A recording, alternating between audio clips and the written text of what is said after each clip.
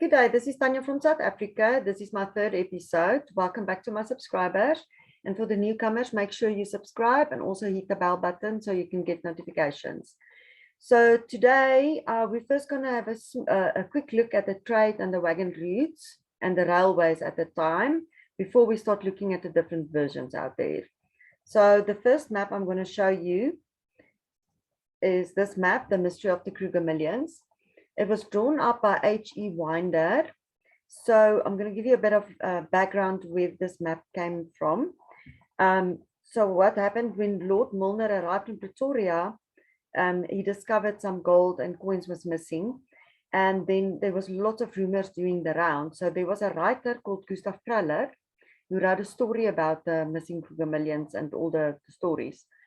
And then in 25 October 1949, Ernst Meyer, who was the master of the mint in 1900, and he was also involved in the removal of the gold. He asked Winder to draw up this map, and he used Praller's article as a guideline, as well as the knowledge that he had. So many researchers and historians that will start with this map when the journey starts. So I'm going to show you some things that's interesting on this map for me is the mountains that's indicated as well as the town names. And then if you look at the map, this is Pretoria and this is the railway going through to Lorenzo Marks up to there. And then there was another railway that went up to Pietersburg.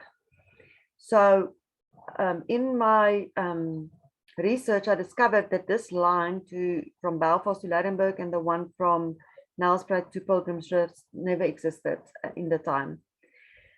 Okay, so this is what was interesting. Let's move to the next map. All right, I found this map, The Absent-Minded Beggar. So I'm just quickly going to read to you the background of this map. All right, so The Absent-Minded Beggar is an 1899 poem by Rudyard Kipling, set to music by Sir Arthur Sullivan, and often accompanied by an illustration of a wounded but defiant British soldier, A Gentleman in Khaki by Richard Caton Woodville. The song was written as part of an appeal by the Daily Mail to raise money for soldiers fighting in the Second World War and their families. The fund was the first such charitable effort for a war. The chorus of the song exhorted its audience to pass the hat for the credit's sake and pay, pay, pay. The patriotic poem and song caused a sensation and were constantly performed throughout the war and beyond. Kipling was offered a knighthood shortly after publication of the poem, but declined the honor. Vast numbers of copies of the poem and sheet music were published, and large quantities of related merchandise was sold to aid the charity. The Absent-Minded Beggar Fund was an unprecedented success and raised a total of more than 250,000 euros. Okay, so going back to the map, what I found interesting about this map, it was a hand-drawn map, and it was during the time of the war that it was drawn up. So, and I tried to search for some other maps to indicate the trade routes and the railways, but it's so difficult to see because you have to zoom in and then all the letters disappear. You can't really make out what is what. So I found this map very interesting because it shows so nicely how the routes were. So there you can see Pretoria, the route that goes to Pietersburg, and the one that goes to Lorenzo Marks, the railway. And then the ones with the two lines was the trade routes. So there was one going from Pretoria to Pietersburg, which is basically situated next to the current N1 highway in today's time. And then there was another one that basically went up from the railway straight to Leidstdorp. And as you can see, yeah, there was 3 connections to this one. It was one from Middelburg, one from Belfast, more or less, and one going through Nelspruit and Komatipoort. And all the routes leaded to Leidstdorp, and from there it went to Pietersburg. Yes, so that's basically this map. Then I also found this map. It's dated 1903. It was stamped. And this one, I just wanted to make sure, because of the previous one, which was handwritten, I thought, let me just try and find something, a real map. And then I found this one. And what I also like of this one is you can see the railways. It was indicated. And those two little ones is not showing up here, even in 1903. On this one, you can see the one main trade route from Lorenza Marx is indicated. So it seems to me currently, on the information I got, that this other trade route here it went through a lot of mountains and stuff, so the routes were not very popular. So I think that's a reason it wasn't indicated here. But so this was actually the main route, going all the way up to Leidstdorp and then from there to Pietersburg. Okay, then we're going to just quickly have a look at another a map on Google. So this one is to show you where the Blyde-river Canyon was.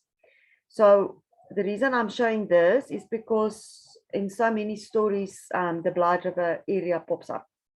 So I wanted to see in context to the railway lines and the trade routes where the Blyde-river was situated, to kind of try and figure out in which direction they would have accessed the road or the area. So basically, if I zoom in, you will find this dam, which is close to Mariepskop. So there's a resort. It's close to the town of Hoedspruit in South Africa. So this is where the big dam is, and from there the Blyde-river starts, and then it goes down, down, down. It's quite a long river, down to more or less Graskop area.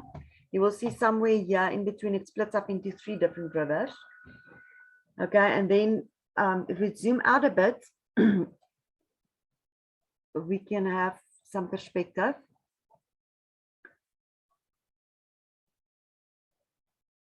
Okay, so this is where Leidstdorp was. You get Gravelot, and Leidstdorp is just this side of Gravelot, more or less. So Blyde-river is here, and then we're going to have a look where Lydenburg is. There's Lydenburg. So it seems like this route going up here is that it could have been the same old route that was also the trade route, because it also goes through Origstad, and then it goes to Draasloot, and then you can see it's quite far from where the Blyde-river is situated. Then it goes up here, and then there was a lot of mountains here, so I'm not sure if this road existed. I'm still researching these areas. So my guess is that they possibly could have gone through Hoedspruit, through Micah up there before they reached Leidstdorp. So if this was the case, I'm sure if they're talking about the Blyde-river area, the access should have come from this side somehow. Because if you look at the other trade route, which was this side, it went through the Kruger Park, which was far out from where the Blyde-river area was. And then what's also interesting is on this Lydenburg road, when you get to Origstad, just past Origstad, there's also a mountain range where you need to go through, and I'm sure there's lots and lots of caves in that area. So it might be possible in that time that they also called this the Blyde-river area, maybe. Okay, so then to end off, I just quickly want to indicates the times that Paul Kruger left. He left Pretoria on the 29th of May, and then he moved to Middelburg, where he stayed for a few days, and then he moved to Machadodorp. And at Machadodorp is where he met the trains with the government officials and supposedly the gold. Of course, he had to receive some gold to do the payments to the officials. And then after that, in the late June, he left to Waterval Onder, where he lived for quite a while until the 11th of September 1900. And then on that day, he left the country to Lorenzo Marx, and on the 20th of October 1900, he left our country on the ships.